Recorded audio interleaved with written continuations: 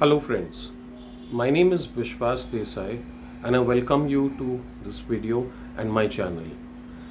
Today I will talk about myself. I will give you an introduction about me as a teacher. So I am going to play the role of a teacher and that's what this video will talk about.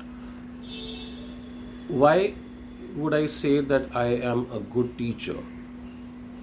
Well, being a good teacher means that you have the ability to be able to explain what's in your mind and to be able to translate that information, knowledge, technique to the learner. So, I welcome all the learners to know a bit more about me. I've been a difficult student all through my school days. I was not interested in learning. I was not interested in listening to the teachers in the classrooms. Uh, After that, getting into college, things changed. Luckily for me, for the better. I got interested in learning. I got interested in paying attention in the classroom, and obviously after that I was able to achieve a lot of success in terms of education and academics. So I started off uh, studying commerce in college after completing my 10th standard. While doing my commerce, I first did a course on technology. This was a diploma in information technology and systems management. It was a 1 year course, and I topped my class to the extent that the institute wanted me to pursue the higher course, and over the last 7 or 8 batches, I had scored the maximum marks. That was during the time I was doing my commerce. So after that, I completed my 12th standard exams and started studying for the CA foundation.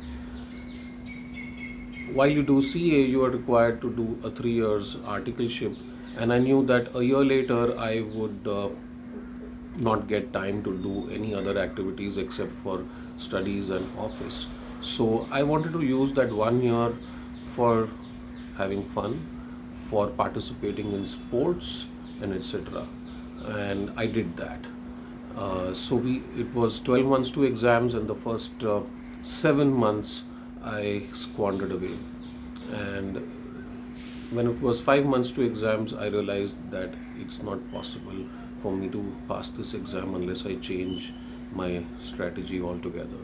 So that's when I did a course correction, and I enrolled for some coaching, and I had already missed at least 65% of the syllabus, maybe more in a few subjects.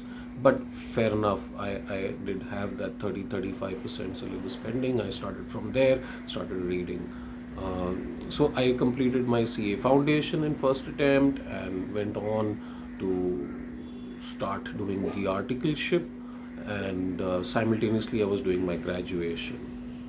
After that, I had my inter CA exam after a year and a half, which again I cleared in the first attempt and got very good marks.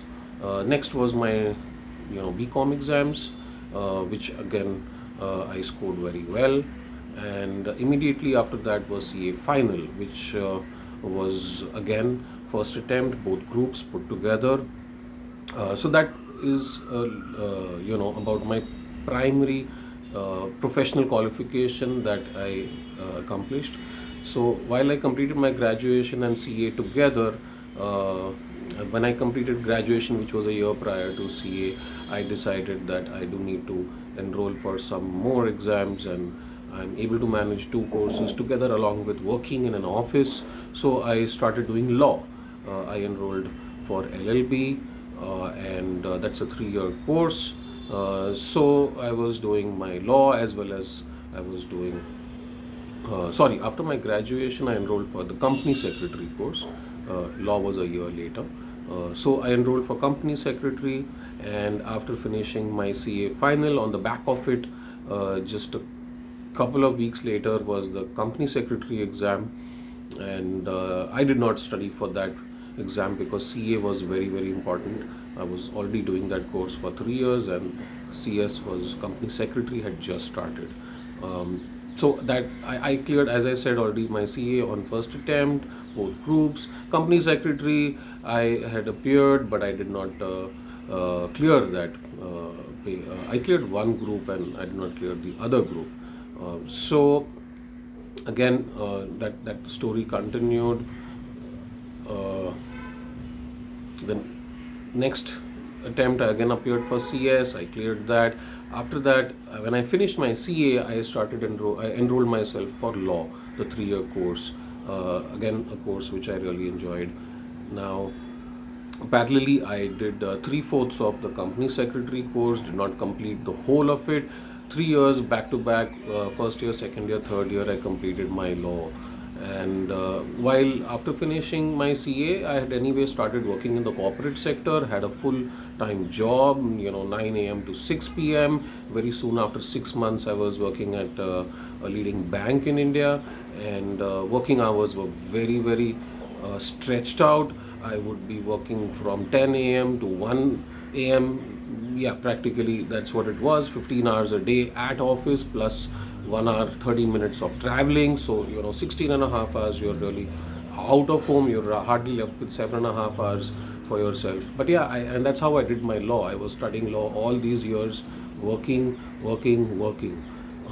It's possible, as long as you devote your time to study in intelligent way.